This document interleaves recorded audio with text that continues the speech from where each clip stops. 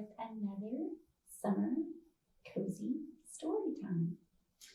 Today's book is Vincent Can't Sleep. Van Gogh Paints the Night Sky by Bar Rosenstock and illustrated by Mary Grandpré.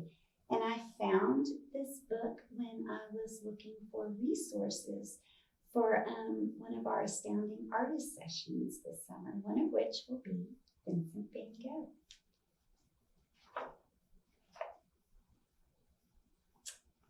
Here is our title page.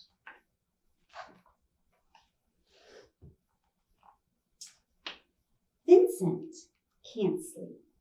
So while the sturdy Dutch village of Zundert slumbers, he lies rocking in his wooden cradle, flame-haired, a constellation of freckles sprinkling his cheeks.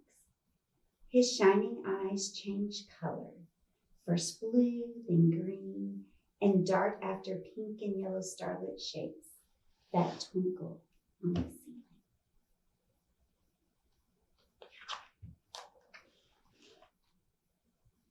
Vincent can't sleep. Mother will fuss, father will frown.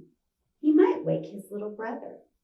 Then, in half-light, his pencil drawings flicker on the sloping beams of their attic room.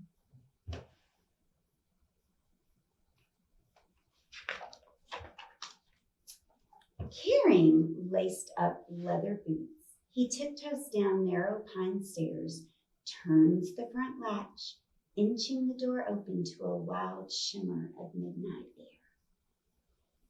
Vincent can't sleep. Out, out, out he runs, flying through the garden, marigold, geranium, blackberry, raspberry.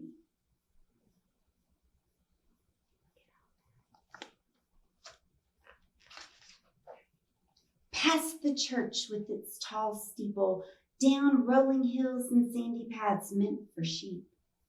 He dives at last into the velvety violet heath, snuggles under a blanket of sapphire sky, and looks up, up, up to visit with the stars.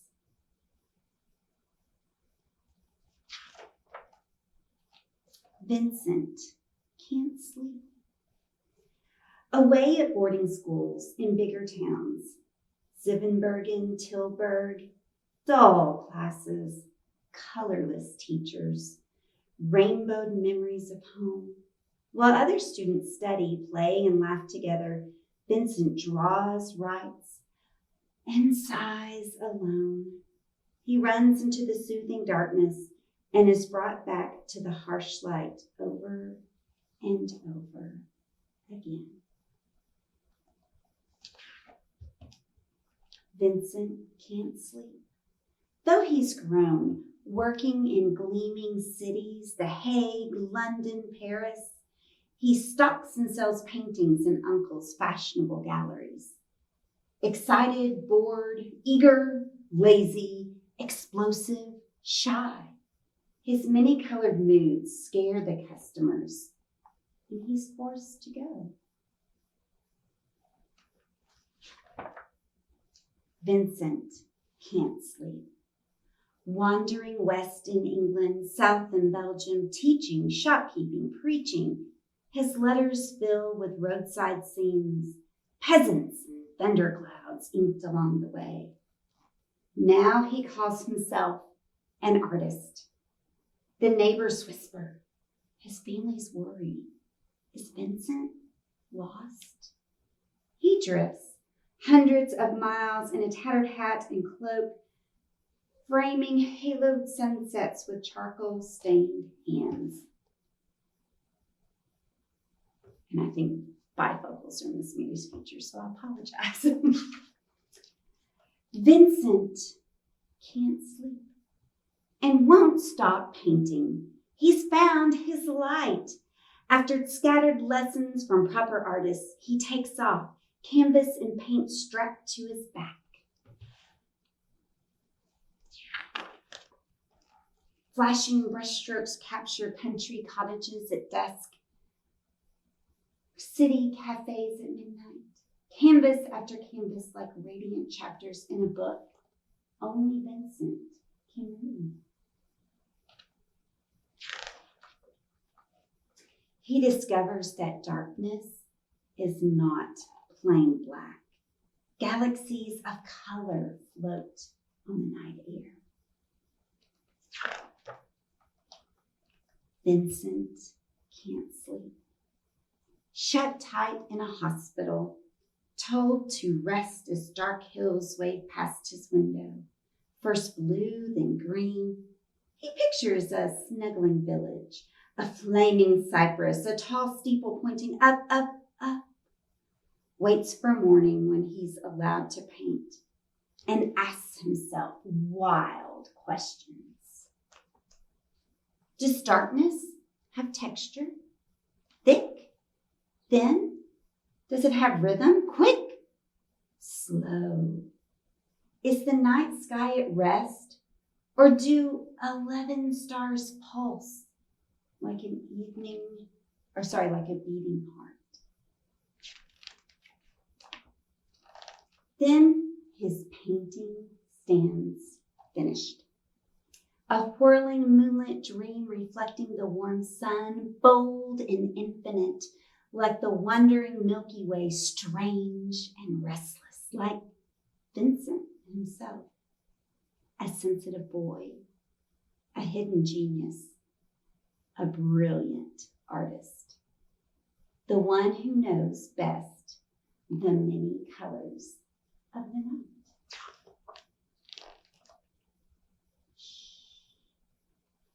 Vincent's asleep. And while that's the end of this storybook, I love a book with some factual back matter at the end. And I'm going to read part of the author's note because I think it's important and it might help explain one of the things that, or some of the things I think are so wonderful about this book. Vincent van Gogh often couldn't sleep. From boyhood on, he was plagued with long bouts of insomnia in addition to many other symptoms of mental or physical illness. These kept him awake, wondering while others slept. Once around the age of 9 or 10, he walked at night alone from his hometown of Zundert in the Netherlands and was found with torn clothes and muddy shoes in a town 6 miles away in the country of Belgium. As he grew older, he painted productively and lived much of his life in the hours between dusk and dawn. And that's really important information to know, that a lot of people who do struggle with mental or physical illness can't sleep.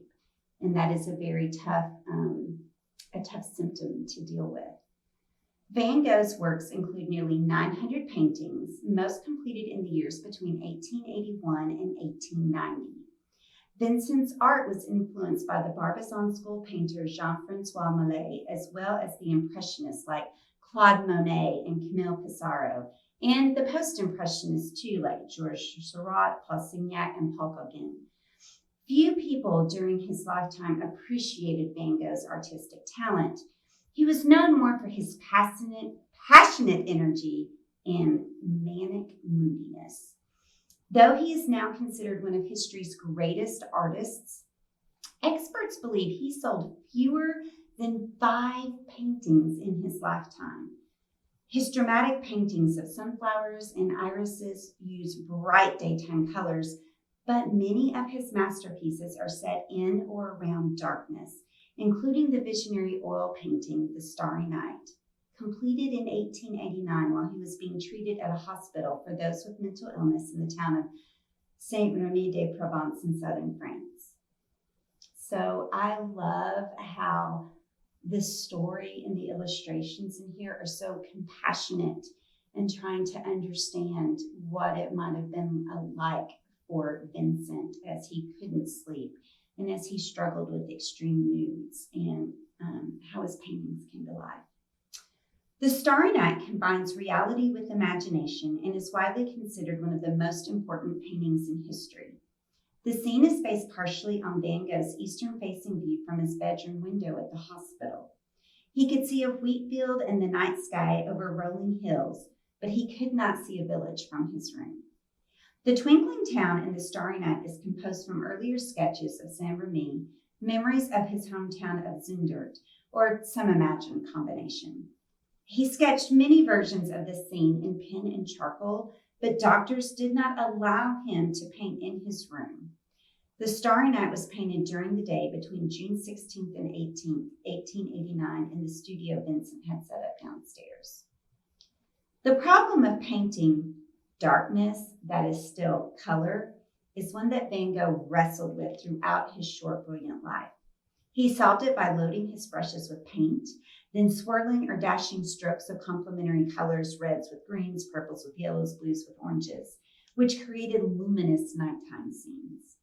His oil paintings demonstrate a masterful knowledge of composition, color mixing, and painting technique, such as impasto, which is that really thick painting that you see in a lot of his work. Vincent's personality shines through his art. With each energetic brushstroke and wild color choice, he brings the night to life. And so I am so excited to share this story and Vincent van Gogh's painting techniques with some of the young artists in our community this summer.